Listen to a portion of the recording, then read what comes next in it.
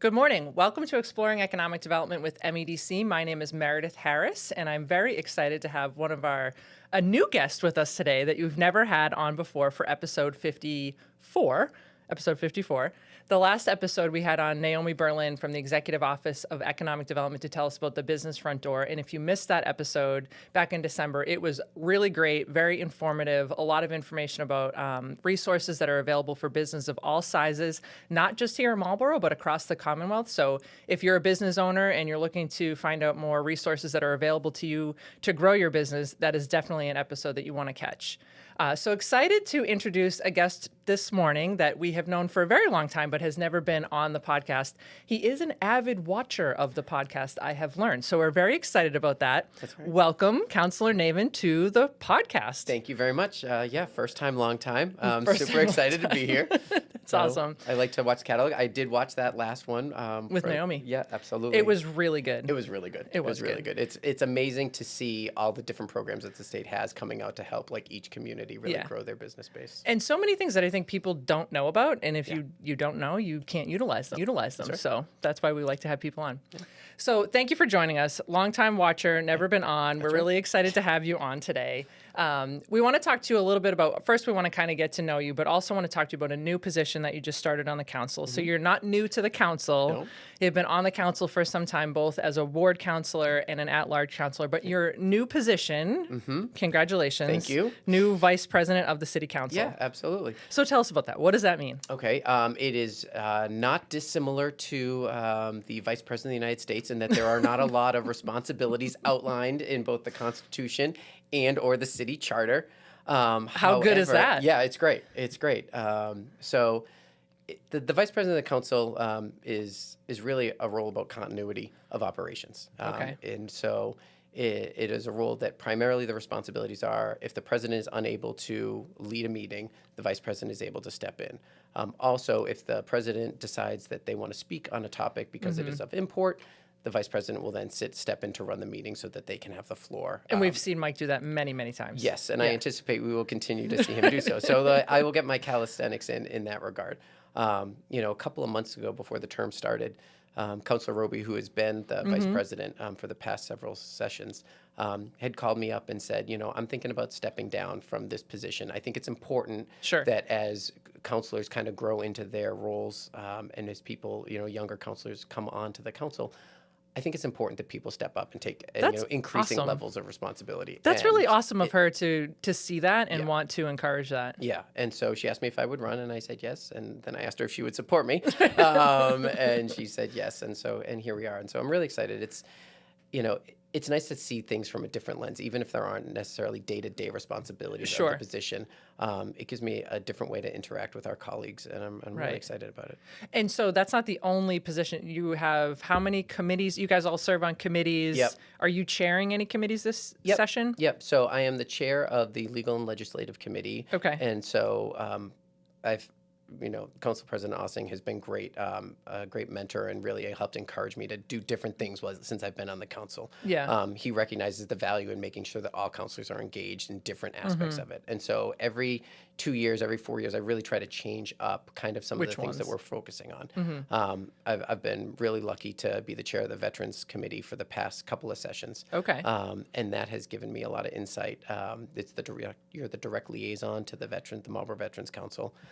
You really get to have an understanding of what the needs are, both for active military and folks who have retired and left service. And so that has been incredibly impactful. This session is legal and legislative. Basically anything that has to do with the city charter, home rule petitions, things like that we need interaction with both the legislature and our city government. So I'm really excited about that. I serve as the vice chair of the Urban Affairs Committee, which I have a hunch we'll be talking a little bit more about things that come before That's our Urban favorite Affairs. one, right? Absolutely. Near and dear to my heart. It's where we all get to interact a little bit more. That talks about mostly development projects, zoning, things like that. So I'm the vice chair of that. And then was legislative and legal, was that Don's committee for a long time? It was Tiona's last time. Okay. Don had public service. He may have, before I got on the council, he may have had L&L. Yep. So last session, I was also the chair of personnel. I'm still Yep. a member on personnel. Okay. And And what types of things does personnel see? Is that like appointments from the mayor, yeah, stuff it's like that? appointments from the mayor, boards and commissions. Okay. So, the city of Marlborough is a good opportunity to shout out anyone at home who's watching. This is a great opportunity. The city is always looking for interested candidates Right. who want to serve our community. And it's Anything pretty from- easy to get involved. It really is. Yeah. You just got to ask. Right. There's a list on the website, and planning board, conservation commission, disabilities commission. I mean, it really runs the gamut. Right. And when you're a newly appointed individual from the mayor, you come before the city council.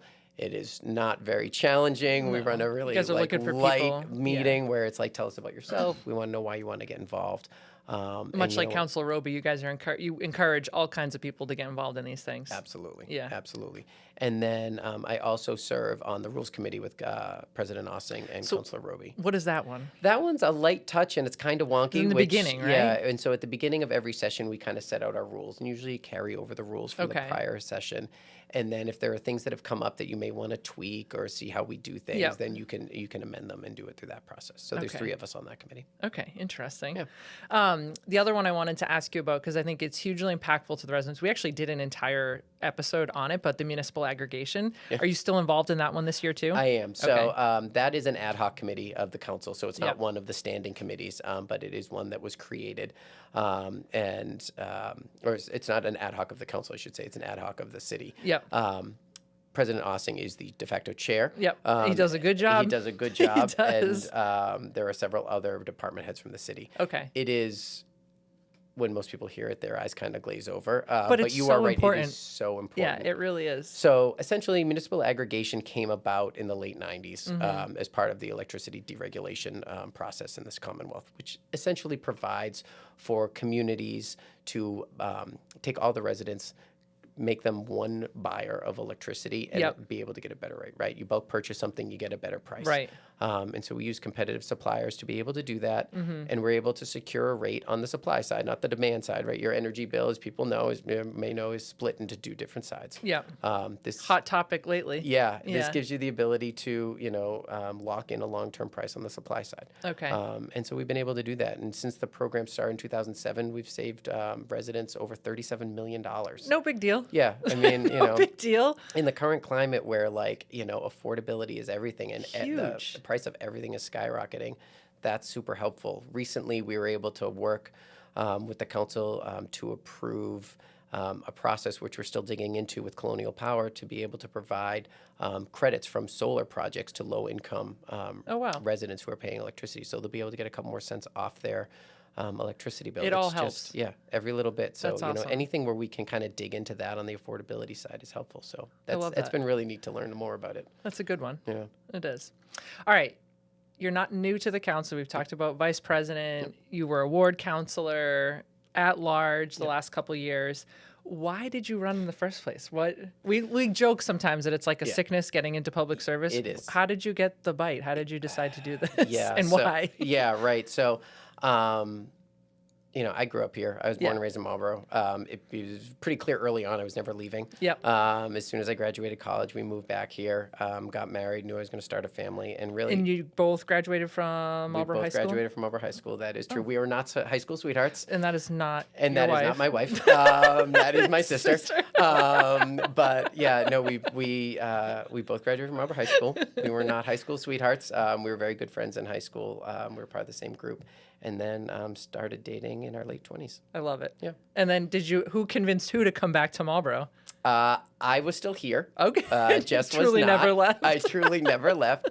And so it was, that was kind of my non-starter. I mean, in a community such as ours, you have something special. I mean, Absolutely. I still look at my friend group, and we are still all incredibly close. My Right. high school friends, never went by the wayside. They actually just became friends with our college friends and I our love it. adult friends. And that's the kind of community we have here. And I Yeah. knew I wasn't going to leave. And wanted so to be if a you're part not of going to it. leave, I want to be part of the future of it, and I want Right. to help shape it. And then, so we didn't have our son at that time when I decided to run, but now more so than ever, right? Yeah. It's kind of what you leave behind, and it's Absolutely. it's what you want them to experience. Right. When I was growing up, this place was like amazing. I tell people all the time, the sense of community in Marlborough is not easily replicated. I completely agree. So like when I was As an a kid, implant, yeah, I completely agree. I didn't say that. I didn't want to mention that. But you stayed. You came here. You found love here, and you stayed. That's right. Yeah, no, it's such an incredible place, and I just want that to kind of continue. I want to evolve, but I want it to kind of continue for the next generation. So really, that is, as So it corny wasn't as like it a sounds. single issue. It wasn't like, okay, this is my time. It was just,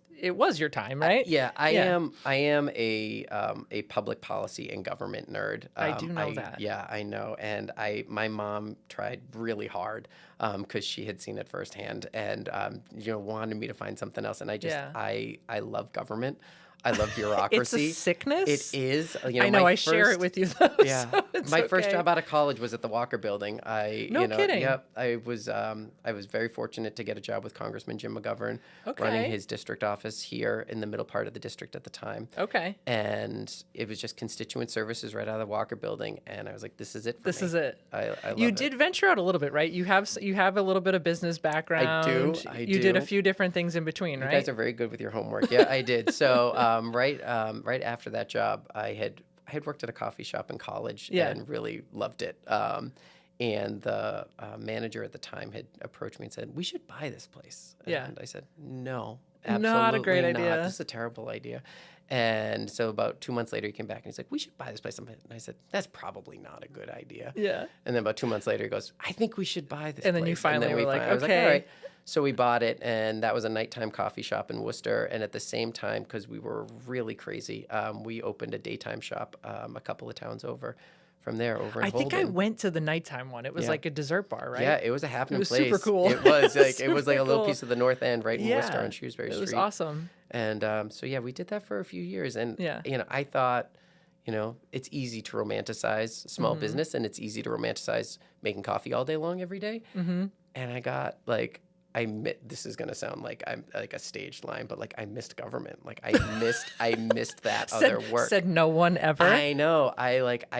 I love it though. It's a lot of fun. But so you've got a little bit of background. I like a problem, and I Yeah. like to like learn how to fix it. And government's got plenty of problems. And Absolutely. so- But I love it like when we talk about the urban affairs and how our worlds collide and we work together. But you do have some background that is very helpful when we're talking to businesses or trying to bring businesses into the community. You've got that background, so Yeah. that's really helpful. Yeah, and no matter how hard government is, in my opinion, there's nothing harder than small business. Small business. The amount of problems that come up on a daily basis That and you the never challenges- expected. Yeah, and that like you have to figure out on top of Right. your regular business stream. Is, Right. So Which I think is, having people like yourself in the administration and, Mayor Christian owning his own small business and, understanding the challenges that small business do, face every single day is so helpful for this group over here when we're trying to build our business friendly reputation. And, you guys really do get it. So it's easy for us to help people in those situations when you have people at the top that get it. I think that's right. And like obviously you guys come before the council, on an annual basis when we start to talk about budget, and this is a great opportunity to shout out the Toolbox. The Toolbox. Program. It's amazing. What you guys work that like, I'm not sure that the regular person on the street understands how impactful Huge. even a small grant can be to a business. That really can open up new revenue streams for them. Can Right. help them with capital improvements Any that number they of need things. to keep the Right. doors open. I mean, it is really huge. And So- we've been able to not only bring in some really great business through the Toolbox, but to help existing business grow. I think the most recent one was the Coffee Loft, expanded to that new space. It's We so just cool. launched a new program. Yeah, it's a really great program. It's been around 10 years now. Unbelievable. Really, really good. I hear from more small business owners about that program. Really? It is remarkable. Like I'm it's really not- glad to hear yeah, that. It's not. It's awesome. It's not often like you hear like first of all you don't hear a lot of praise and you don't hear Yeah. a lot of hey that you guys did a great job, but like people randomly will contact me and be like, hey, I was working with them. Like That's awesome. it was super easy to do. They helped me fill out the forms. Good. Like got the money, was able to like put on a new roof or do Yeah, a new whatever awning it or is. whatever it was, and Right. it really helpful. Well, thanks for the plug on that. Yeah, We didn't even absolutely. plan Yeah. that one. Check the box. All right, but so we've talked a little about why you decided to run. You have a huge family history in Marlborough, in politics in particular. And I don't necessarily want to say politics, but public service, right? So tell us a little bit about dad, grandfather, sister, Yeah. that great picture we already put up. But you all kind of have that quote unquote sickness. And so Yeah. tell us a little bit about that and what it was like growing up in that Yeah. world. So, Yeah, and my mother would really appreciate you saying not about politics. You know, we It's used to about be like, public "Oh, my service. dad was a politician," and my mother would always correct us. He was a statesman. I was like, "Oh, okay, so Statesman. sorry, Mom, that's fancy." And then it's like I'm 4, and I'm like looking up statesman. You know, we grew up in a household that was like prioritized public service. Yeah. In a way that you know, I didn't think was odd or abnormal, but like it was part you of your know, like life. yeah, like my dad was a state representative, and before that he was a city councilor. When I was growing up, he worked in Boston, you know, for the treasurer's office, and then the T. You know, my mom was a school teacher and a guidance counselor. My aunts were school teachers. Yeah. You know, just it was. It was ingrained in you. Yeah, like we grew up with the rule that like you do something to leave this place better than you found it. Right. And it doesn't have to be. What a great way to live, too. Yeah, I like mean, it didn't have to be any particular path. Right. It just had to be like you had to help others. We were often reminded of how lucky we were growing up. Not just here, but just like growing up where In we did general, and with what yeah. we had. And my parents were always like, you have a responsibility to then take care of others. Give And back. so, Yeah. you know, for me, that was an easy one because like I love the political side of it too, Yeah. right? Like I just love it. I think it's fun. interesting. It's interesting. So yeah, so my dad got into politics because his dad was Got in into politics. Yeah. Public service. He's a statesman. Yeah, I'm not. You know, I don't. It wasn't a dirty word back then. You know, which what they would try to say. But I know. my dad took over for my grandfather. He ran. My grandfather had been in the House of Representatives for 18 years. Wow. 17 That's a years. long Yeah. time. Yeah. Wow. Yeah. He was. He used to be a lineman at National Grid. Wow. And he was working or it was with Mass Electric back then. Mm-hmm. He was working a 48-hour shift up on a pole. And had gotten, you know, basically blown off a pole and fell off the Wow. pole, and was injured in the line and was paralyzed. And, you know, so after a lot of surgeries and a lot of rehab, was able to, you know, Wow. kind of have movement from his waist down. Sure. And so, you know, he needed work. Wow. And he This is your grandfather. Yeah, and he Wow. decided to run for office because he thought that was some good work It was that a he good could thing to do. And so he did. Wow. And then, so you said your dad took over for him when he was done serving. He passed away in office, and he was Okay. And so he had asked my dad to run to fill his To seat. fill a seat. And then how long did your dad stick around in the State House? 10 years.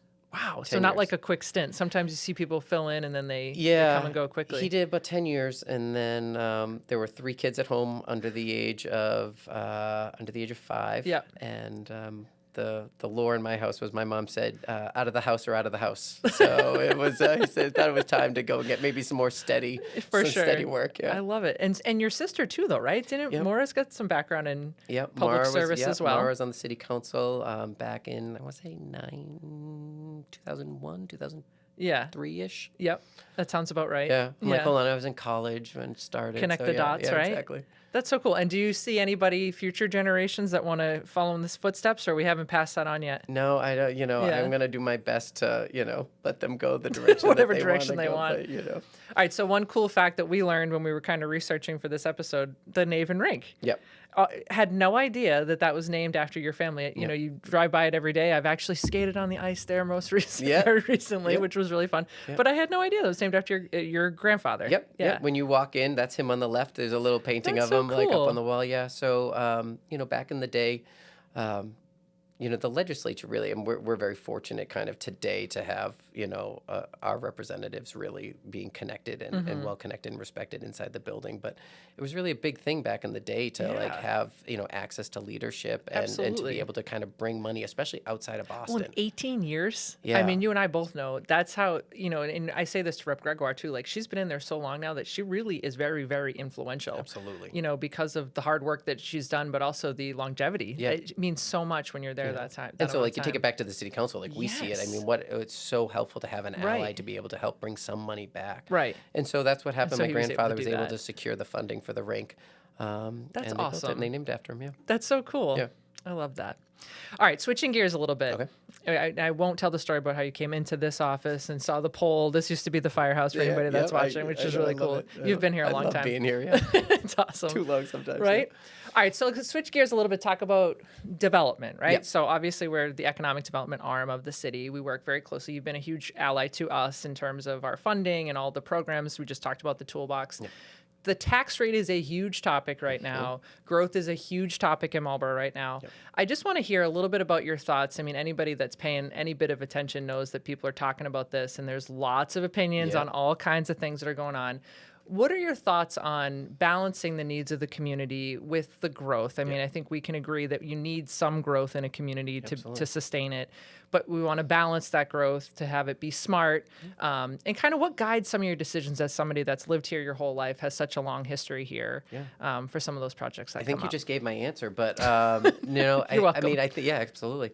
So, I mean, you really hit the nail on the head, right? The tax rate, the increase in taxes that you know, our residents have seen this year in particular, after so many years of steady and predictable growth, you know, the city of Marlborough is not immune to the costs. You know, any municipal government is not immune to the costs that we see at home, right? That you see on your kitchen table every night. And so, you know, you think about the single drivers of housing, electricity, gas, groceries, all of these things that you pay, these things all are impact the city budget in almost larger ways, right? There's a lot of electricity that flows through these buildings. Like our employees need health care that those we provide costs for go them. up. These costs go up. And so, you know, we recognize that there is, you know, quite a bit of growth, and that impacts the tax base. At the same time, we know that we need to find new revenue in order to grow. And new growth, everybody always says it, new growth so that, you know, taxes are lower. And that's true. And new growth doesn't just sustain our tax base. New growth also sustains our community in ways that you can't kind of quantify, right? And so, you know, the ability to really have that growth, to have new people come into our community to help, you know, reinvigorate our community is incredibly helpful.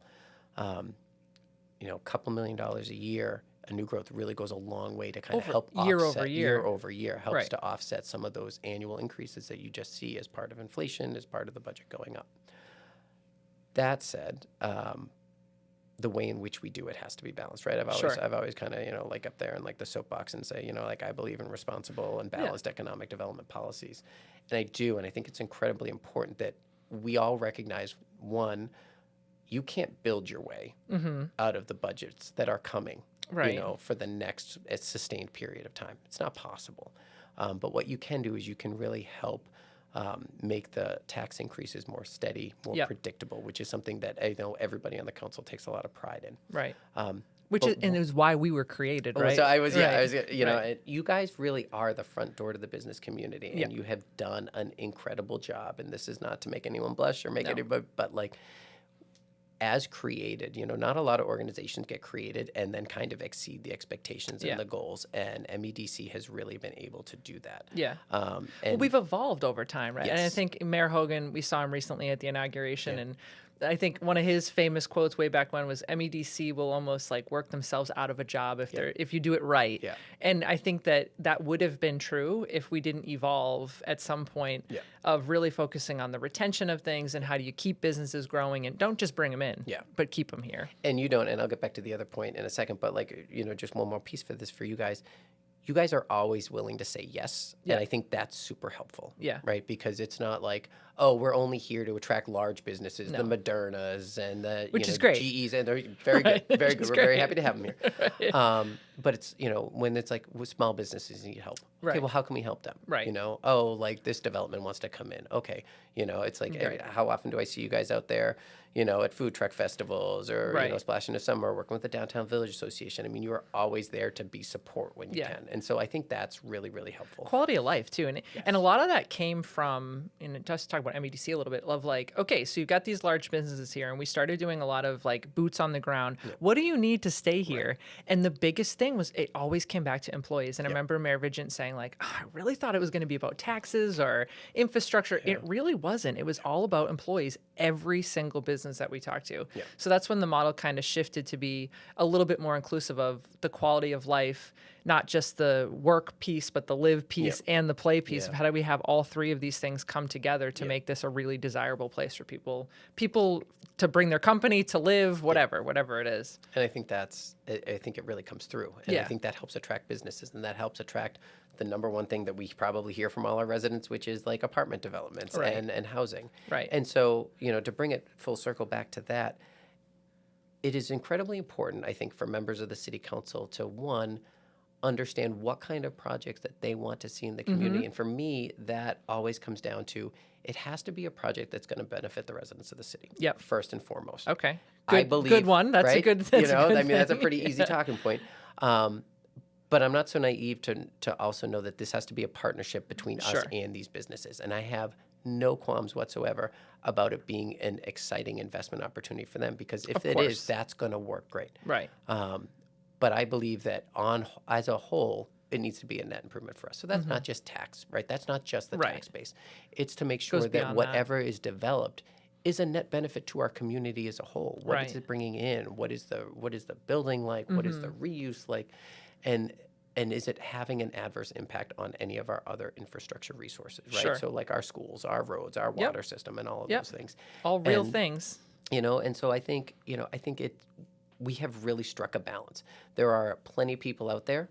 We see them on social media sites, et cetera, that say we never say no to a project. Which is And- not true. Which is not true. It's just not Because there true. are just as many people I hear from that say businesses don't want to, they're not sure that you guys are ever going to say yes to a project. And so it's Yeah. like now you've got both sides. Okay, maybe we are striking the balance somewhere. Right. Since I've been on the council since in 2020, we've had about almost 1,200 units come online of development. Yeah. There's another 900 or so in the pipeline scheduled to come online in the next 5 years. 5 years. But again, in Mike Ossing, President Ossing talks about this all the time, the pipeline, right? Like Yep. things get approved we're seeing the projects come online now that were approved in 2018, Yeah. 2019. Yeah, I was going to So say it does of take those time. 1,200, not a lot of them were projects that I even voted on because they happened before I okay. was on the council. Right. And then a couple are that have opened that move really fast. Yeah. Like Lincoln and Mechanic. Right. That came on pretty fast. Right. McGee has come on. At least the first 2 buildings I think have come on Right. for McGee. So some of them have, but some of them are old ones. Green District, 1 and 2, like. And I think we talk about this a lot too, like to your point, finding good people that want to invest in the community. And we are pretty fortunate in Marlborough, and it's not due to luck, it's all been strategy, that we have a lot of people that want to invest in Marlborough. And I think we're in a good position where we can kind of take a look at which projects do we want to approve, which projects do we want to have in our community because they benefit the community at large. But you just named a couple, how many units we're seeing in Marlborough.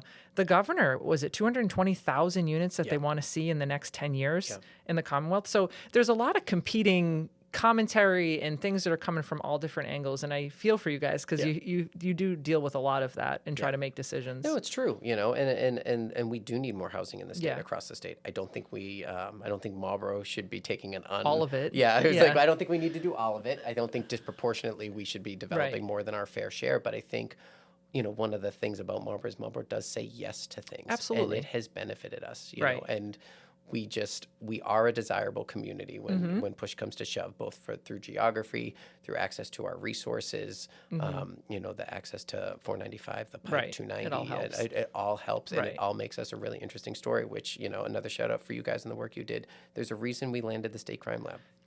And it is a huge opportunity. And these are the kind of development projects that I'm particularly interested in, especially as the next session comes into play. You've got a place like the campus that has stepped forward. We had conversations with them in the past where we wanted to help them be able to build more commercial and industrial space. They also wanted some residential, and it was like, okay, well, show us how it can benefit us, and then we'll be able to come along. And so at that point, we're going to see this huge investment. Yes. And it's not, again, Yes. it's not just the taxes that you get from the building No, it's itself. the bigger picture. It's the bigger picture. It's the employees. It's what they bring to the community. It helps all of our gas stations. Right. It helps, our restaurants. The expansion at Marlborough Hospital that's going to bring in Huge. people for training, going to help our hotels. Right. I mean, like, it's Right. just like it is a big picture item. So, places like the campus that can see that kind of development. We saw on Lazat Drive where we did some rezoning and let a commercial business kind of come in for some residential on a building that already existed. But it's going to give it a new life. It's going to give it additional tax revenue. It's going to be, it's going to be hugely helpful. Right. That one I was surprised by, honestly. And we will, Dave Ferris and his team has started kind of gutting the building and doing things, but it's one of the first in the Commonwealth that you're going to take an existing office building and convert it into residential. So to your point, Marlborough really being willing to kind of say, okay, let's give it a try. Let's be, at the forefront of some of these new ideas. And, Mike always jokes, my husband, that Marlborough is a yes town, and he came from North Reading, which was historically a no town, and just how different it is. Previously I was in Cambridge too, working on projects where it was no surprise, or you weren't surprised to see it 3 years to get through planning board. Where in Marlborough, like, that would never happen. Right. We would never make a developer or an investor, sit through 3 years of planning board meetings. That's wild. But I go to a lot of city council meetings. I go to a lot of these kind of concoms and planning boards across the state, and it is remarkable how not just our councilors, but our other boards and commissions and our department heads are always trying to find a way to get to yes. Yeah. We're not looking to say no just to say no. No. And I think you touch on an important point too of existing buildings too, and reuse of existing buildings. And I know there's a lot of talk about preserving open space, and the open space plan is coming to the council. I think it's this Next week. session, But the other hard piece of that is that the city has to buy the land if you want to preserve it as open space. So that's another balance that you guys are always looking at. And, it's easy for people on the internet to say, well, the city should just buy it. Yeah. But we also want the taxes to be low, and nobody wants an increase in, all these different competing interests. But and then you don't have to just pay for that land. Right. Then you're also taking it off the tax rolls. Right. And then so you have to maintain it. Right. So you have to maintain it. And then, and so there are places, I think, where the city historically has probably missed a couple of opportunities like that. Sure. That have then turned into housing or have turned into other things that I think was probably a miss because it would have been short money in the grand scheme. And then there are other places where it's like that parcel is probably not right. Right. And sometimes it really gets wonky, but it's like, okay, well, what's that parcel zoned for? Right. Okay, well, maybe we don't need to buy it, but maybe we don't need to rezone it to make it so easy to develop. Yep. Yeah. And sometimes, we're going to have some more of those conversations coming down. We certainly are. You see these things online and it goes, oh, okay, well, they're talking about a big development in my community and they haven't talked to any of us yet. But well, it is interesting how that happens sometimes. The city will take a lot of heat, about a project that nobody in the city has even heard of or even, had any conversations about. So, I encourage anybody watching, if you want to hear more information or you want to engage with the folks that are making these decisions, you guys are open and you want to hear from people. 100%. So, yeah. All right, switching gears a little bit. Your day job. You are at the MWRA. Yes. Can you tell us about that? What is that? Yes. Absolutely. That's what I want to hear. Finally. So the MWRA is the Massachusetts Water Resources Authority. Okay. Which is why MWRA sounds so much nicer. So much better. So back in the early 80s, you may recall the Boston Harbor was incredibly polluted. I don't recall, Sean, but that's okay. Okay. Well, do some homework. So back in the 80s, the Boston Harbor was incredibly polluted. And one of the reasons it was incredibly polluted is that it had an out-of-date and basically not working sewer plant right in Deer Island. Okay. And what was happening was basically raw sewage was being leaked into the harbor, and it was killing the harbor. Oh, my God. It got so bad that a federal judge put a moratorium on any economic development in Boston. No kidding. Because they didn't have the genuinely ability, don't know any of this So story. they didn't have the ability to kind of do any new sewer connections. They were not going to let any new sewer connections come in. So that kills every project. Kills every project. Wow. And all of a sudden, everybody started to take notice and say, okay, we need to do something about this. So in 1984, legislation was passed to create the authority, which basically was a new entity. It gave Deer Island and the entire metropolitan sewer system to a new entity. Took it away from what was then the MDC. And what was that? What's the MDC? Metropolitan District Commission, which is now DCR. Oh, which in your home, I know you DCR guys know well. a little bit about it as well, right? I do know DCR well. And so it was created. Okay. And then at the 11th hour, they put the water system into the authority's control as well, which is basically the Metropolitan Water System at that time, which Marlborough now knows, but it was the Quabbin and the Wachusett reservoirs, and it was the water supply for metropolitan Boston. Okay. And so those. But this is all primarily Boston based at the time. Yeah. So when the authority was created, or when the MDC was created for the water system, it was basically they took a circle about 10 miles around the State House and created it and said, that's where this water supply will take care of. Okay. And then it kind of expanded over time. And so, but the water system, much like the sewer system, was in a little bit of disrepair. Sure. The systems needed to be improved. Water usage was at an unbelievable high rate. It was over 100 million gallons more than it is today Wow. for the whole system, and yet the system has grown, the population has grown. And so they created this authority to be able to provide some, much needed infrastructure investment. And so $6 billion later. What? Say that again? $6 billion later? Wow. $4 billion was spent on the rehabilitation of the Deer Island treatment plant. $1 billion was spent on the water system, and almost $1 billion on combined sewer overflows, which is some of those water pipes that go into the rivers that often get talked about for additional pollution. So, like, not a very fun, sexy topic, but very important. Very, very important. Very, very important. So fast forward 40 years later, Boston Seaport, on the sewer side, Boston Seaport is now the hottest zip code in the Commonwealth. Yep. It is responsible for a disproportionately larger amount of property taxes Sure. and taxes that go into the city of Boston Right. and drive the region as a whole. And all that development was unlocked because of the infrastructure that you guys were able to put in place. Yeah, and you Wow. were able to, like, after the court case, you were able to now do additional sewer connections and That's you're able incredible. to, supply that. So yeah, and then on the water side, we see just Things that people probably have no idea, right? That's know. really cool. So on the water side, right, it's a huge opportunity, because communities, as we hear across the Commonwealth, are dealing with pollutants. We're dealing Yep. with PFAS. They're dealing with water supply issues. And so we are able to help communities that are in need. City of Marlborough, under Mayor Vigent, became a Yep. full-time community maybe about 5 years ago. So that's where we get ago. all of our water supplies, 100% of all our from water. MWRA. Yeah. Yeah. And because of that, we have access to the nation's best tasting, cleanest drinking water. Absolutely. And that gives a huge advantage for businesses. that Absolutely. need access to water and access to the infrastructure that carries it. That they need. So if I'm a municipality, obviously Marlborough's already participating, but do you like bring on new municipalities? How does that work? Do you guys work with cities and towns across the Commonwealth? Is it a regional thing? How does it work? Yeah, so it really depends, but we are always willing to talk to any community Yep. that wants to join. There is a long process, as I'm sure. any good Yeah. bureaucratic quasi-governmental agency can do. Right. And that's really set up to protect not only the members, member communities that are already members of the authority, but Yep. to also make sure that the water supply is protected and that it's Yeah, not that you're not overused, overusing right? it. Sure. And so, the communities can come. There's a lot of responsibilities that they're required to take on, building the infrastructure that goes to the closest pipe, being able to make sure that the chemistry works within the water systems. But yeah, there are communities cool. that are like already, in the process of joining. Okay.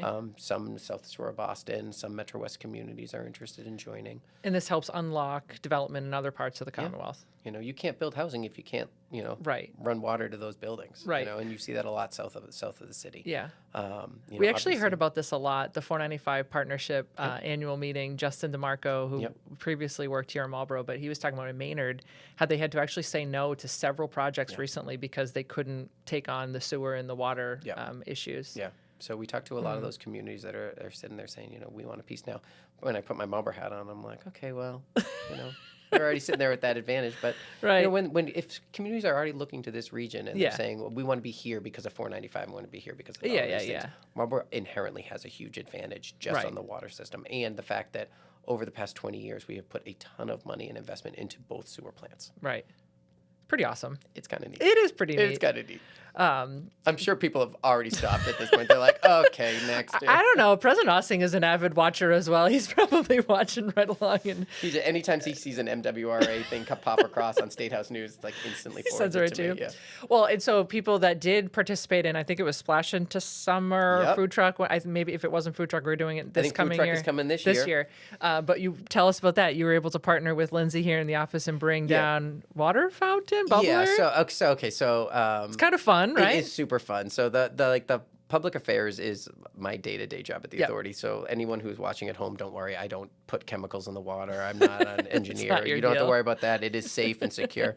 We do a lot of the community relations stuff. Yeah. And we have two things that are really, really cool that I love so much about the authority and how we interact with our communities.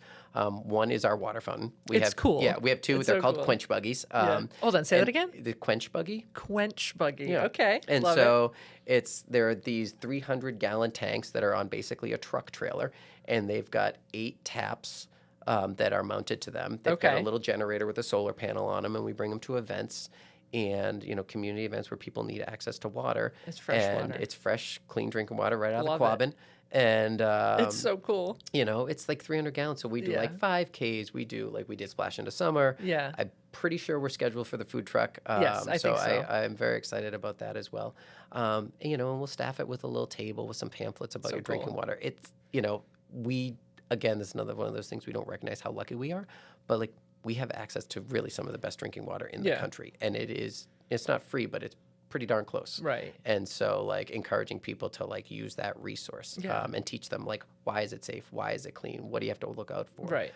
Is super helpful. The other thing we have is a school education program where 2 folks on our staff will go to any school within the service area and they give presentations from kindergarten through 12th grade No kidding. about the water system and the sewer system. And they went to Richer last year, and so That's so I attended cool. their presentations for a couple of hours, and it is amazing to kind of see the interaction, to see the kids get it. Like they built probably their are so interested in they are it. so, it's like you walk in and go, okay, a bunch of 4th graders, like, this is going to go over well. And by the time It I left, actually they were does. building a makeshift water system And loving out it. of like pool noodles. And like, Yeah, and they that's thought it was the awesome. coolest thing of like, how do you get your water to the plant, to the homes, to the businesses? It's like, It's pretty cool. it's really neat. Don't you It's wish really sometimes we could like bottle some of that Yes. up and bring it to our own everyday lives? 100%. Yeah. that's I awesome. want them to bottle it up I know, because and I do want something them well to with it. realize that like we need engineers. We Yeah. need the next generation of people to Right. be engineers and, doctors and scientists and all these things. Like So we have cool. it all at the authority. I don't want to keep going Yeah. on about the authority, but It's interesting, though. It is so Please. interesting. And, we have 1,200 employees from lawyers to chemists to security to firefighters, like to everything. Yeah. And it's really remarkable. That's really cool. Yeah, it's a pretty neat place. All right, so you do that during the day. You're Yep. doing council at night. Yep. Father, Yep. husband, Yep. all kinds of good stuff. Yeah. So you don't have a lot of free time. I'm looking for a couple extra hours in the day. If we could legislate that and That'd be create a nice. longer day, that might be a little That'd bit be more nice. helpful. But yeah. All right, so before we let you go, because believe it or not, we're out of time. But I want to make sure that we show your high school yearbook photo because Are we out of just time? need Oh, to. we're out of time. Oh, yeah. There it is. There it is. Literally, I'm not just saying that you look exactly the same. You have are hair, a but great liar. exactly the That's- same. I yeah. love There's it. a reason it's black and white. It's that long ago. It's kind of scary how readily accessible these yearbook photos are Mm-hmm. when we just Google them and they're right there. Well, I'll have to start doing some Googling, Meredith. We'll see what we can find. And the last thing I want to ask you before we let you go. Yes. So, small business attraction and retention. Yep. Is there anything in Marlborough that we're missing that you'd like to see from a retail perspective or All right. anything? Restaurants? It's a lob, and Hospitality. I'm going to take it because I ask you this question every time I see you. I would like a sweet green. A sweet green. Here in the city of Marlborough. I had no idea. I have a salad problem apparently. I want access. That's not a bad thing. I don't want to sit at home and chop vegetables and make a big salad. I Fair. want someone to make it for me. And they. So if anyone from Sweet Green is watching this podcast, we would love to have you. I'm the one who called you and asked if you franchise, and you told me no. Nope. So it's like I love it.